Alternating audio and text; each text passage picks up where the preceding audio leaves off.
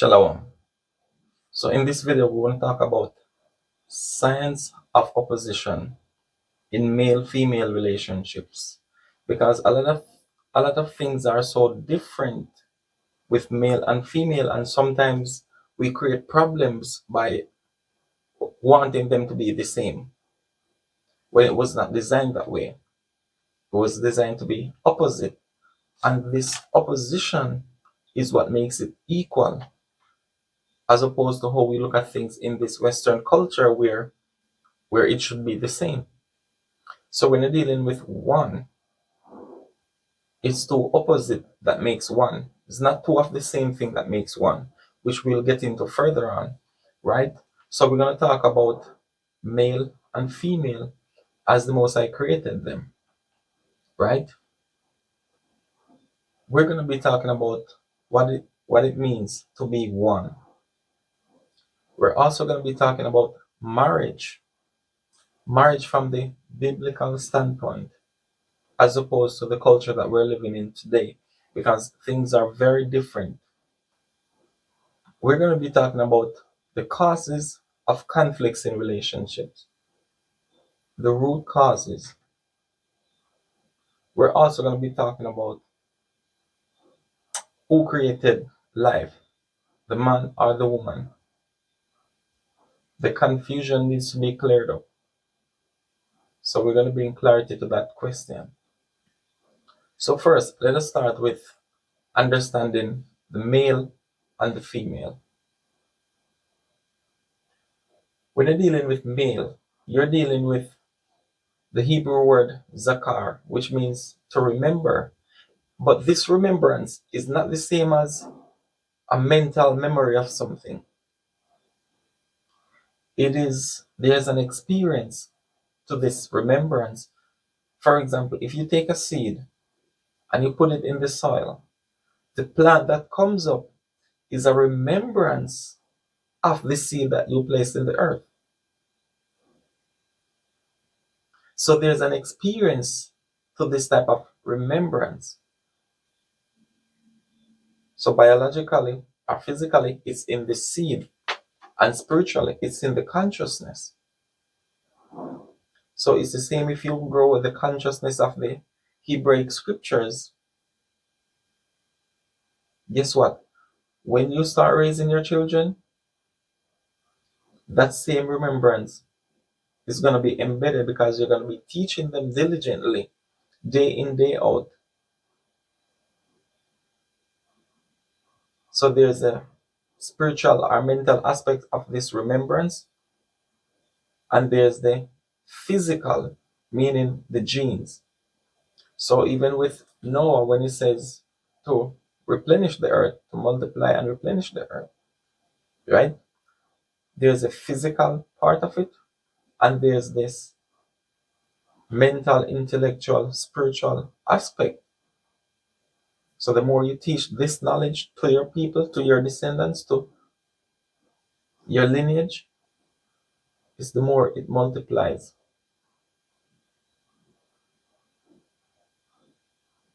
It's the same with the European way of life. They push it in all cultures, in all people, in all regions. And guess what? It's multiplying, right? So that's one aspect of it, and you have the physical aspect. So now that we understand male, let's get some understanding of female. When you're dealing with female, it is making reference to like a whole, right? Now, this whole carries an intended purpose, which is to express, meaning whatever you put inside this whole, it will be expressed, it will be manifested, right?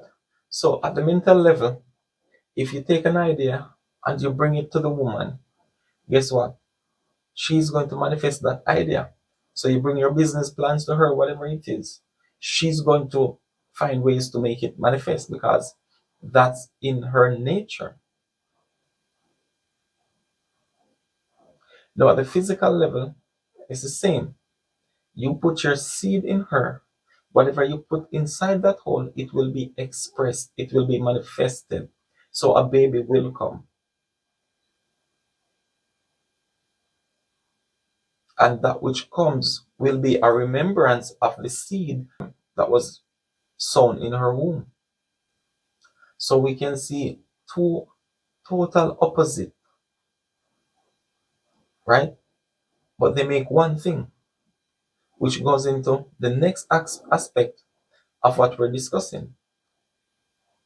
The scripture says, "Hear, O Israel, the Lord our God is one." Now, one from our standpoint is very different, because how we think or how we perceive things is that it should be the same, it should be equal in all senses. But think about it. What if you had two right foot of shoe? You already get the thought. No, you have a right foot and a left foot, two complete opposite, but they make one, right? Now the scripture says, "My thoughts are not your thoughts, neither are my ways your ways." So it's showing you that the way the Most High ordained things and the way we perceive things is going to be totally different. So we will have to come back to the scriptures to understand His thoughts and not the thoughts of the culture that we grew up in. So, for example, when you think about destruction and creation, or life and death, you might see this as two different things, but they are part of the same process, the same one process. Destruction takes place, creation takes place. Just as a seed is destroyed, fertilizes the egg, and then the baby comes. Or it's the same with the plant. The seed is destroyed, and then the creation comes. Now, another example is day and night, or light and dark. Day and night is one process. That one process is called what? Calendar date. The day is total opposite of the night, or the light is the total opposite of the dark, but together it is one process. And that's how things are created in the sight of the Most High. As He said, all things are two and two, one against the other. So, like I said, life and death are against each other. They don't coexist like that. But together, they create what you call existence. So, we're going to talk about marriage. Now, sometimes we confuse marriage with wedding ceremonies. And we see this big confusion today in the religious communities, right? Because when they say, "Are you married yet?" they are really asking you, "Did you have a wedding ceremony?" Right? But what is actual marriage? No, marriage is not one thing. It is made of different components. Like, for example, some people will say sex is marriage. Sex is one part of the process of marriage. So if you have sex with a person, but you're not doing the other duties of the marriage, then the marriage is incomplete. Likewise, if you're doing all the financial aspect, the provision, she's on the life insurance, the health insurance, she has the portions of land for inheritance when the child comes in the picture, you deal with all of that. But guess what? You've been away for a period of time. You haven't had sex with her. Guess what? Even though you're taking care of all the monthly expenses, she doesn't have to go out to work. She has everything there. Guess what? The marriage is still incomplete. So sex alone cannot complete a marriage, just as provision alone, I'm talking financial provision alone, cannot complete a marriage. So we have to make a distinction between marriage and a wedding ceremony.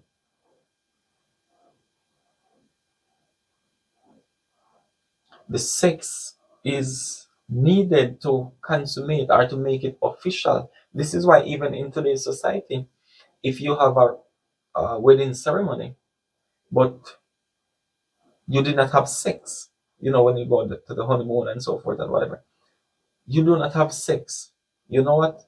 You can file for like a disannulment of the marriage, not a divorce. So even this culture understand it, even though they want us to believe otherwise.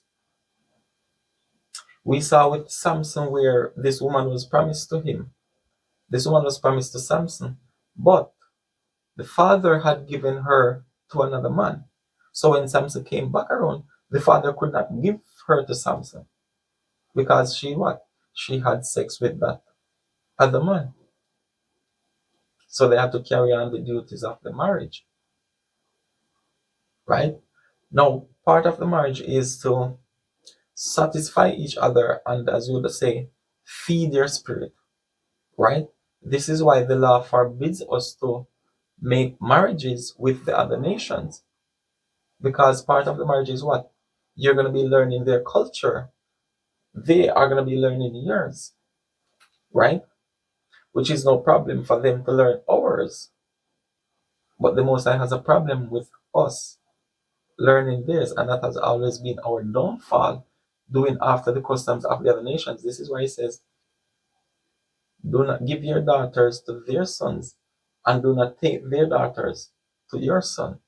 So there's a mutuality when it's within your own nation, your own culture. And I know our people are divided too amongst ourselves because of the different religions and different belief systems, right? So also it's important to take someone who shares that same consciousness with you, because then you don't want to be unequally yoked. If you're bounded by a certain law, you have to understand, if you're under this law, so if you're a Christian, if you're a Hebrew, if you're a Muslim, whatever you group yourself by, right? Taking on to this person who holds no belief in anything will be unequally yoked for you, because you're the one that's going to be having problem with this person. This person is not bounded by any law. So it doesn't matter if you're a Christian, you're a Hebrew, you're whatever. This person is quite okay. The discomfort is going to be on your path. So when you hold yourself to a certain law, you have to keep that standard. So you don't want to be unequally yoked if they don't share the same um, spiritual consciousness in some shape, form, or fashion. It can be a heavy burden. Or if you don't see where the potential is there that this person's eyes might be open one day, then it doesn't make sense to cross it. So it's the same for a man, for example. If you don't believe in that RIP tattoo type of thing, and you see this woman, she looks good physically and she sounds good, but she has those RIP tattoos, that should be against your law. So you don't want to cross that line, especially if those things comfort that person. For you, it's against your law. So you are confined by your law. Other people outside of it are not confined by it. So they won't be the one that's experiencing all the stress that comes with it or the burden. You're going to have to be dealing with it. So you don't want to be unequally yoked in that sense, right? Now, in terms of marriage, the woman marries into the family of the man. And this is why it's important for the parents to help decide the husband for their daughter. Why? Because the parents can know the stock from which this man comes. Say, okay, oh, I know him. He's from the family of such and such. They're good family. They're always loyal to the Most High. They always do this, that. They always take care of so. And I know this family, they will provide, they will take care of my daughter on all different levels, right? So the woman, you'll be marrying the family of that man. And this is why you see, even there's this movie called The Legend of the Fall. The woman went to her husband. There are three brothers, and the father was there, right? She married one of the brothers. He died in war, right? We have in our law the law of raising up seeds after the dead brother, right? However, this woman, she married to this brother, he died, she went to the next brother, and so forth. So that's also in our law. That's the importance of going with the family. You can raise up seeds. Now, in this matriarchal system, is different, where you can have a woman can have three sons, three different fathers. It makes void the law of raising up seeds. Why? Because if you go to this woman's son dies. This brother is of a different um, seed, so he cannot carry out that law. You cannot carry a baby in his name. He's of a different stock. But you see, we live in a society where we don't really see anything wrong with that, because now we're living in a matriarchal society. But then it would be patriarchal. And today, people living in this matriarchal society, they cannot really see the reality in it. So they complain about things like polygyny, where it doesn't go against the purpose.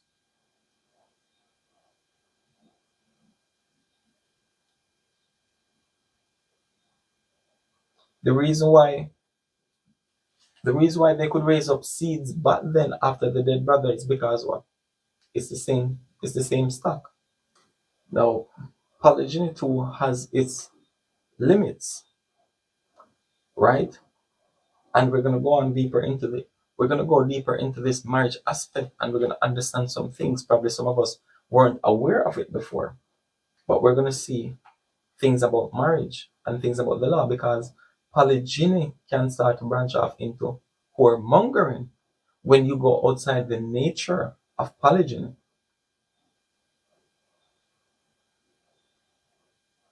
And it's the same things with a woman.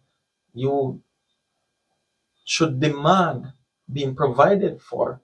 But when you go outside of the nature of that provision, you can go off into other things.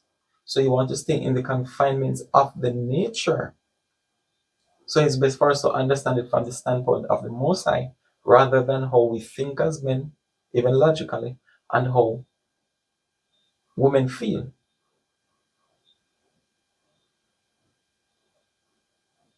right? So marriage can only come through lawful sex. Let's try that again. Marriage can only come through lawful sex. As it says in the book of Hebrews 13, verse 4, marriage is honorable in all. So marriage is lawful in all. Leviticus 18 and Leviticus chapter 10, 20 declares the laws against unlawful sex.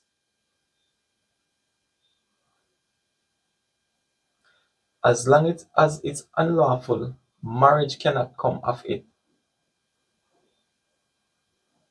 Marriage can only come when the sex is lawful. For example, Judah had sons. The first one had a wife, but the brothers died. The last one was too young. Now Judah unintentionally had sex with that same woman, right? Because she dressed up like a whatever, right? He had sex with that woman. He had a baby by that woman.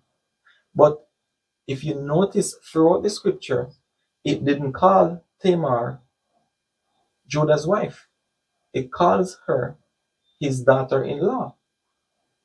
So when you go back to Leviticus 18 or 20, you'll find that the father should not have sex with the wife of his son. with his daughter-in-law. So once it's unlawful, it cannot be marriage. Another example, Bathsheba. She was not called David's wife until the death of Uriah, which we talked about earlier with marriage is honorable in all, but whoremongers and adulterers he will judge. So when you go to the law of adultery, it says that if a man lies with his neighbor's wife, if a man commits adultery with his neighbor's wife, so you see that even that act of sex with a woman that has a husband is not even called, you cannot call it marriage. That act is called adultery. And Hebrews said the marriage bed would be undefiled. So adultery makes the marriage bed what? Defiled. So no, you cannot marry another man's wife. You can commit adultery with her, you cannot marry her. No.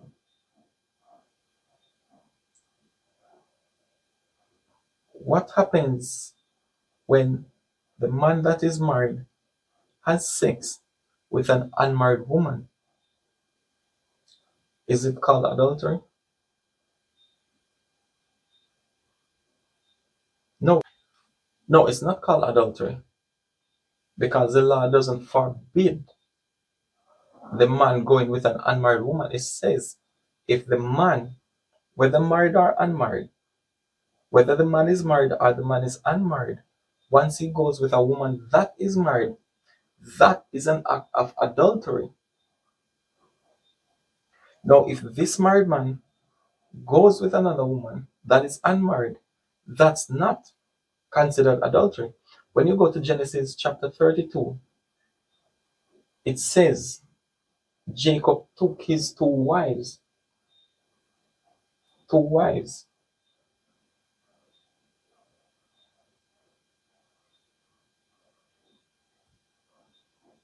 The second one would have been adultery. Or if he had put away the first wife, the bigger sister, if he had put her away and take the other one, then that would be an act of adultery. But he kept the first one and the second one. And he's doing what? The duties that come with marriage.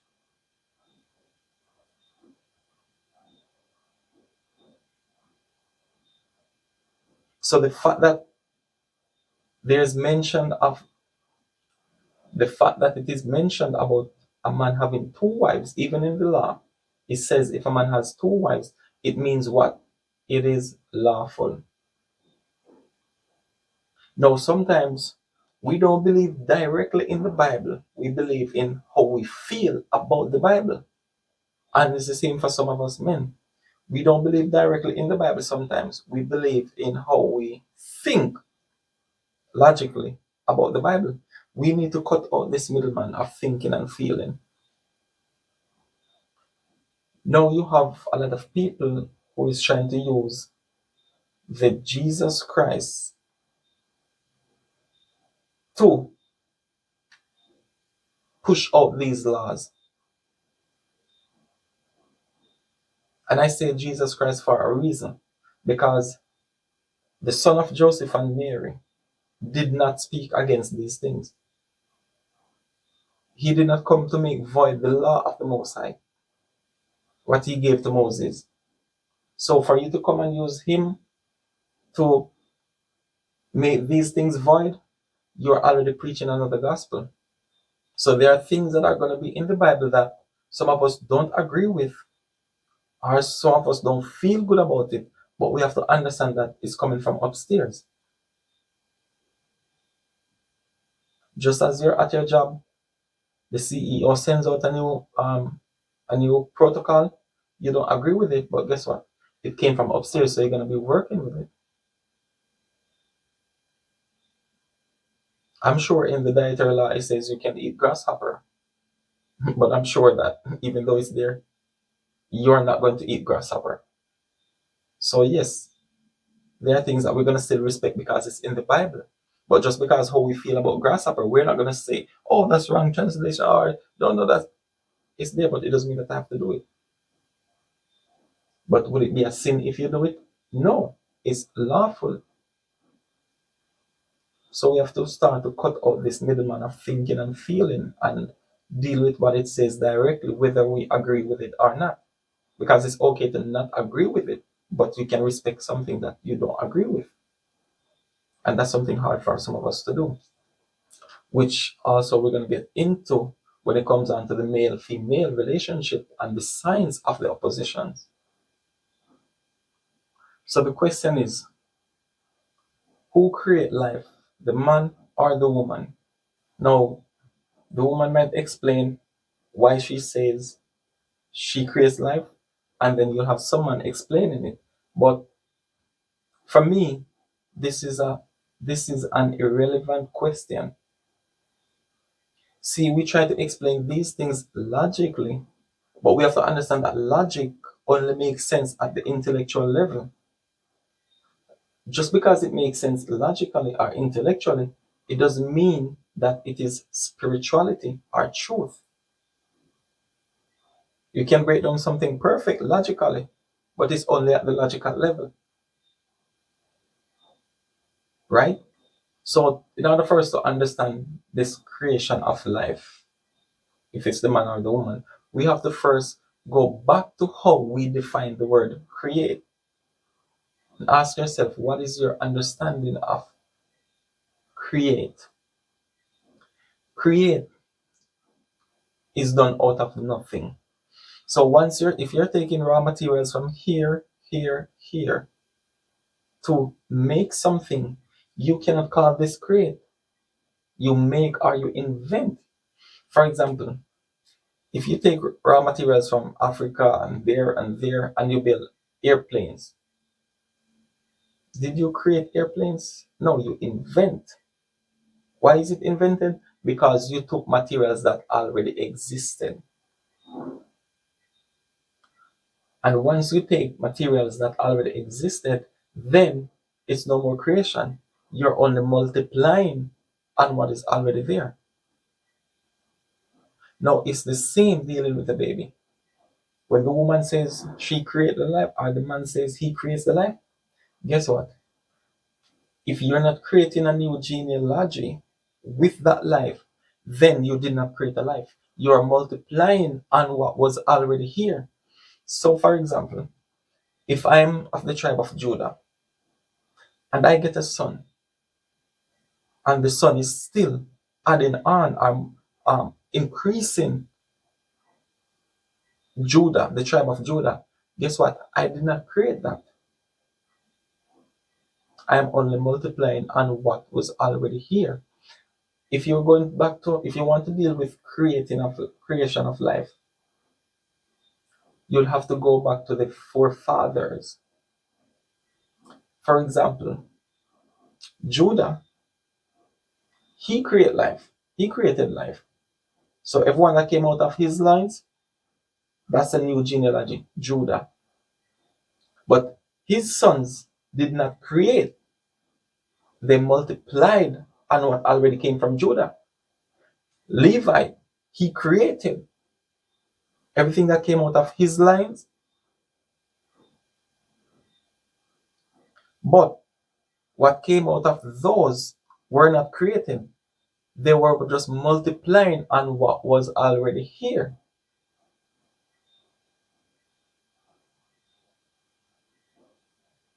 So this is why people don't understand Genesis is the beginning of genealogy.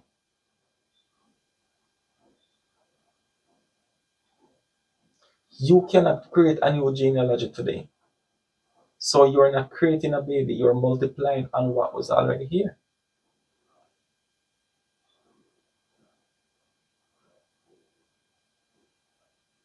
Ishmael, he had 12 sons. Those 12 sons created life because each of them started a new tribe.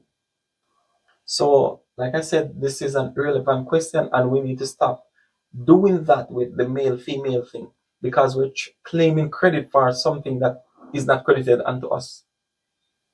It's just that you hear people talking about the Holy Spirit is a man or a woman, or God is a man or a woman.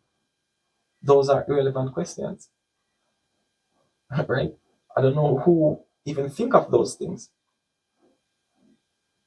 So we need to stick more to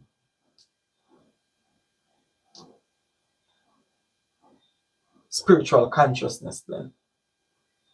Let's cut out the middleman of thinking and feeling. Oh, I think the Holy Spirit is a man. I think no, you're dealing with energy. Energy is masculine and feminine, two opposing force that balance each other. They don't make war with each other. They complete and complement each other towards a higher purpose. So yes, the Most High, he has a masculine side and a feminine side. Masculine and feminine, not male and female. It's not the same.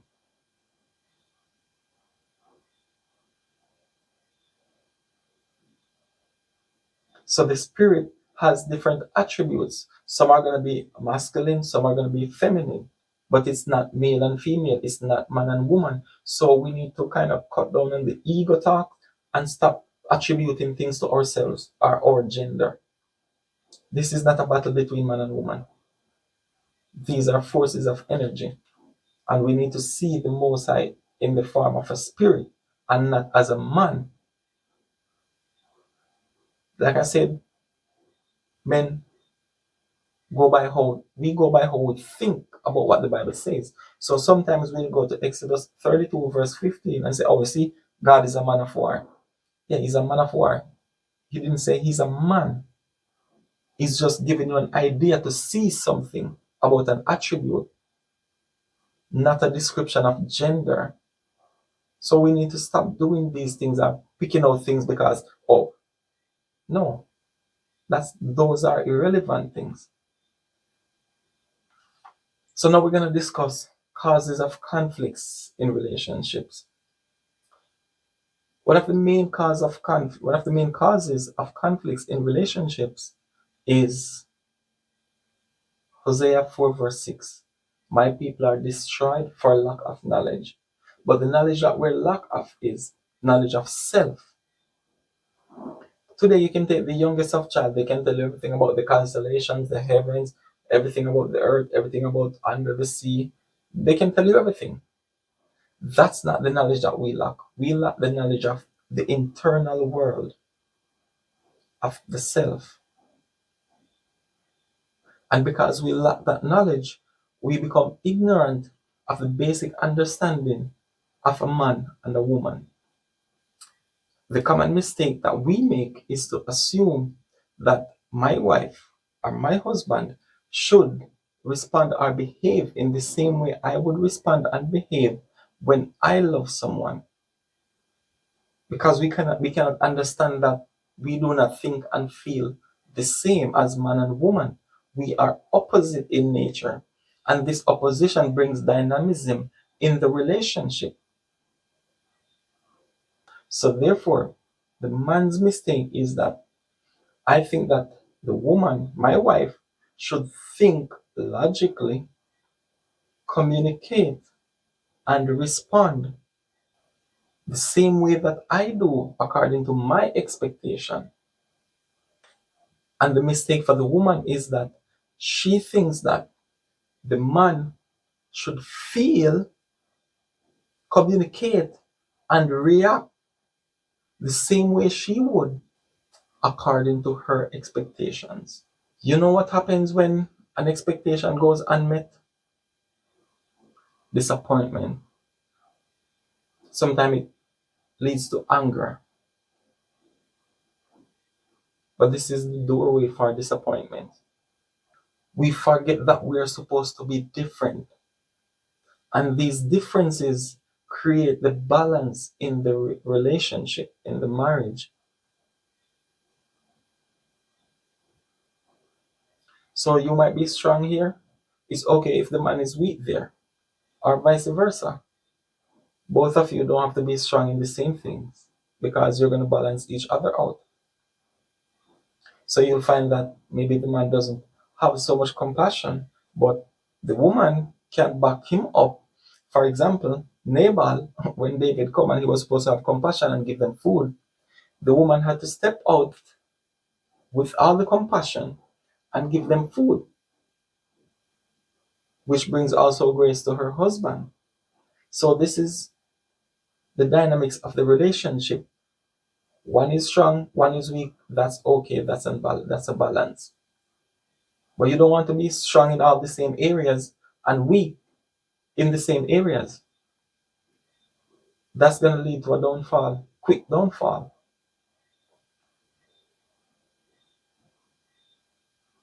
Like I was talking to this woman one time and she was down and, whatever it is. And she she expected for me to be down as well. And I had to say to her, but if you're down and I go down with you, who cheers us up? You're down, so I'm here to cheer you up. So you can come back to this level. And then she looked and then, she smiled when she saw the point. But that's how they feel in their thinking that you should take on the same mood. No, your mood changes like this. We think logically, so our emotions don't alter every time a thought comes in. So this is why we're different, but there's a balance. So you might be thinking of looking at something and think of it one way, but pleasing to your feelings, that seems best. But logically, that's not the best solution, and this is where the man comes in. For example, a woman might protect a young child by doing everything for that child. Yes, it's good that you're doing things for the child, but what you're doing is you're killing the creativity. So for the child to find ways to get things done or reach to things, you don't give them the opportunity to think or to analyze or to assess, to figure things out. You're taking that from them. While the man would just stand back and watch how the child operates. If he hurts himself in the process, that's okay. He'll figure it out afterwards. So it's just different in our nature. And this will go into some of the things that we will talk about, some of the primary things about the man and the woman that we will talk about.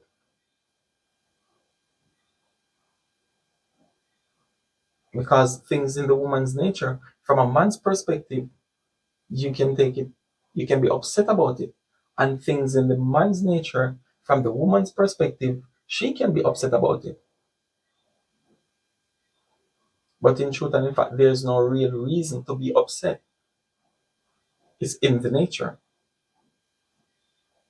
You might not agree with it, but it's in the nature. So once we can respect that,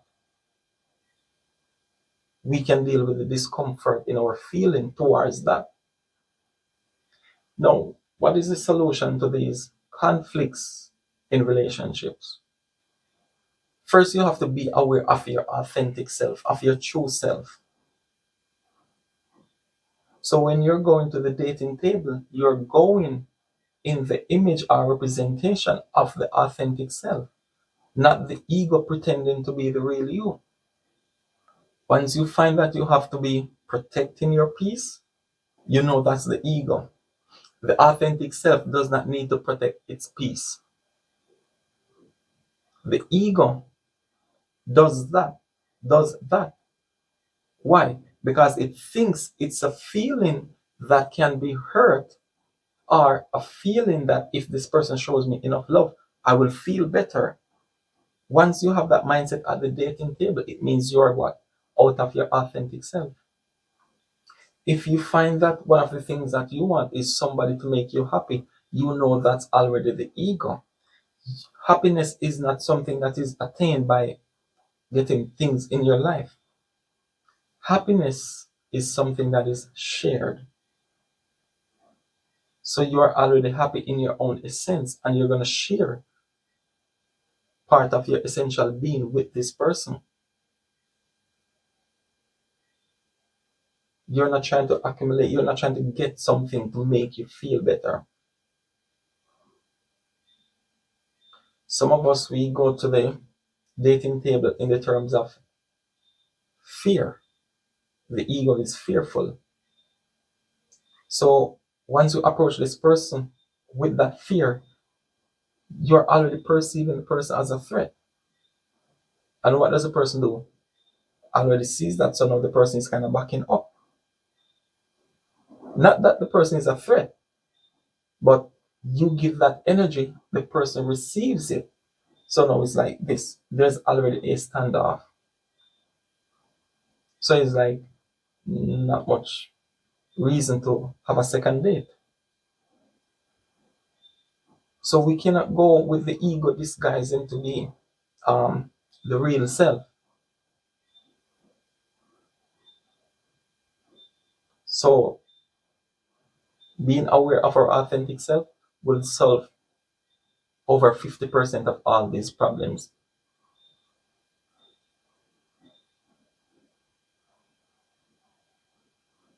You have to